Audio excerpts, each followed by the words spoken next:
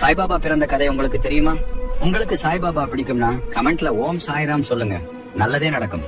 சீரடியின் அதிசய பொன் மனிதர் சாய்பாபா. அவரது பிறப்பிடம் காலம் பற்றிய உறுதியான சான்றுகள் இல்லை. ஆனால் பலர் அவர் 1835ஆம் ஆண்டு ஆந்திர பிரதேசத்தில் பிறந்து சிறு வயதில் ஒரு முஸ்லிம் பக்கீர் அவரை அன்போடு வளர்த்ததாக நம்புகின்றனர்.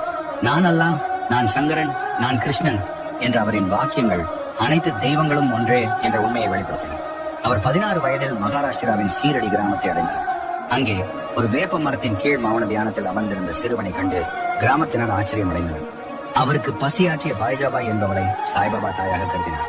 சாய்பாபா சாதி, மதம், இனம் என அனைத்தையும் மீறி வாழ்ந்தவர். அவரது வாழ்வில் பல அதிசயங்கள் நிகழ்ந்தன. நோயாளிகளுக்கு ஆறுதல் அளித்தல், வறட்சி நேரங்களில் மழையை வரவழைத்தல், தீயில் நின்றும் காயமின்றி மீண்டல் போன்றவற்றால் மக்கள் அவரை தெய்வமாக வணங்கத் தொடங்கினர். 1918 அக்டோபர் 15 அன்று சாய்பாபா மகாசமாதி அடைந்தார். அவரது திவ்ய ஸ்தலம் இன்றும் சீரடியில் புனித நிலையாய் திகழ்கிறது. ஆண்டுதோறும் கோடிக்கணக்கான பக்தர்கள் அங்கு வந்து தம்முடைய நம்பிக்கையையும் நிம்மதியையும் புதுப்பிக்கின்றனர். மனித ஒற்றுமையும் நம்பிக்கையிலும் நிலைத்திருத்தலுமே சாய்பாபாவின் நித்திய செய்தி.